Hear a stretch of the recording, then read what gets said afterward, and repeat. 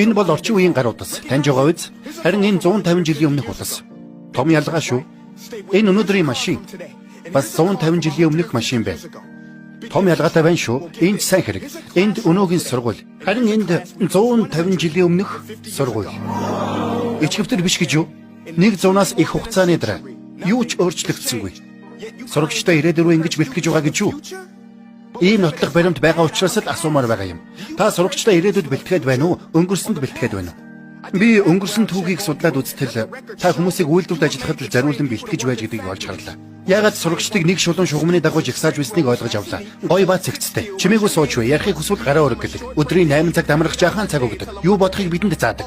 Гэвч хэрвээ эмч бүх өвчтөндөө яг ижил эм бичиж өгөөдэвэл юу болох вэ? Үр дүн нь гамшигл болно.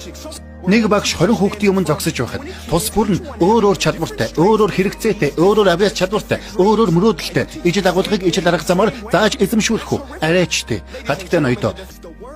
Дэлхий хөгжиж дэвтсээр байна. Өнөөдөр бидэнд хөгжсөн, бүтээлч, шинэлэг, хэрсүү, бие даасан хүмүүс хэрэгтэй байна. Би эмнэлгийн үйлчилгээг машина, Facebook нүрээ хүртэл өөрсөддөө тааруулан захиалж болж байхад боловсролын үйлчилгээг яг л тийм болгох хэрэгтэй. Хөгжүүлээ, өөрчлөе, сургуулийн амин сүнсийг хөгжүүлээ. Математикийн хичээл чухалж урлаг бүжгээс илүү байна гэж байхгүй. Авиас бүрт ижил тэнцүү боломж олох юм. Энэ мөрөөдлийн сонсогдож байгааг мэдэж байна. Гэвч Финланд улс ямар гайхалтай зүйлсийг хийж байна. Сургуулийн өдөр маш богино. Багш нар нь өндөр цалин авч байна. Гэрийн даалгавар өгдөггүй. Хооронд нь өрсөлдүүлэхээс илүүтэй хамтран ажиллахад сургаж байна. Хинтээч таардаггүй охид хөвгүүд байсан ч тэдний боловсрол нь дэлхийн альж орноос илүү чанартай байна. Өөр улс гэвэл Сингапур хурдтай хөгжиж байна. Монтессори цэцэрлэг хан академи байна. Сайн байхад цор ганц зам гэж байхгүй. Гэвч урагшаа хөдөлцгөө. Магадгүй сурагч нар маань улс орны 20% эзэлж байгаач 100% бидний ирээдүй.